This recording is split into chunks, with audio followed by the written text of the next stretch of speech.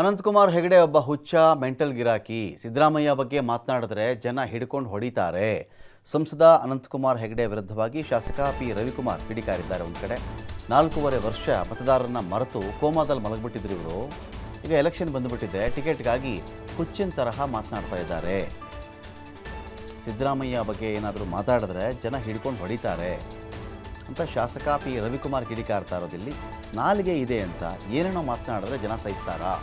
ಮೊದಲು ಮೆಂಟಲ್ ಆಸ್ಪತ್ರೆಗೆ ಹೋಗಿ ತೋರಿಸ್ಕೊಳ್ಳಿ ಅಂತ ಟಾಂಟ್ ಕೊಟ್ಟಿದ್ದಾರೆ.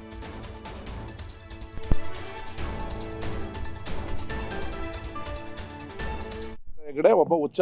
4.5 ವರ್ಷ ಅವರಿಗೆ ಓಟ್ ಕೊಟ್ಟಂತ ಮತದಾರರನ್ನ ಮರೆತು ಕೋಮದಲ್ಲಿ ಮಲಗಿದ್ರು. ಕುಂಭಕರ್ಣ 6 ತಿಂಗಳು ಮಲಗಿರ್ತಾನೆ. ಊಟ ಅಂದಿದ ತಕ್ಷಣ ಗೊತ್ತಾನೆ. ಈಗ ಎಲೆಕ್ಷನ್ ಅನ್ನೋ ಊಟ ಬಂದಿದೆ, ಎಲೆಕ್ಷನಲ್ಲಿ ಟಿಕೆಟ್ ತಂಬುತ್ತೆ ಅಂತೇಳಿ ಹುಚ್ಚುಚ್ಚಿನ ಥರ ಮಾತಾಡ್ತಾ ಇದ್ದಾರೆ.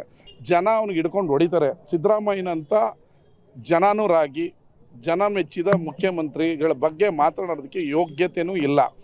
ನಾಲ್ಗೆ ಎಲ್ಲೆಲ್ಗೋ ಹೋಗುತ್ತೆ ಅಂತ ಎಲ್ಲೆಲ್ಲೋ ಮಾತಾಡಿದ್ರೆ ಜನ ಯಾವುದನ್ನು ಸಹಿಸಲ್ಲ. ಮೊದಲು ಮೆಂಟಲ್ ಆಸ್ಪತ್ರೆಗೆ ಹೋಗಿ ತನ್ನ ಮೆಂಟಲಾಗಿರೋದನ್ನ ತೋರಿಸ್ಕೊಳ್ಳಿ, ಆಮೇಲೆ ಸಿದ್ದರಾಮಯ್ಯನವ್ರ ಬಗ್ಗೆ ಮಾತಾಡಲಿ. 4.5 ವರ್ಷ ನೀನು ಏನು ಕಡಿದು ಕಟ್ಟೆ ಹಾಕಿದೆ ಉತ್ತರ ಕರ್ನಾಟಕ ಅಂತ ಒಂದು ಬೋರ್ಡ್ ಹಾಕಿ ಸಿದ್ದರಾಮಯ್ಯನ ಬಗ್ಗೆ ಮಾತಾಡಲಿ. ಅದನ್ನು ಬಿಟ್ಟು ಏನೇನೋ ಹುಚ್ಚು ಹಿಡಿದಿದೆ ಅಂತೇಳಿ 4.5 ವರ್ಷ ಎಲ್ಲಿ ಮಲಗಿದ್ದೆ ಅಂತ ಕೇಳಪ್ಪ.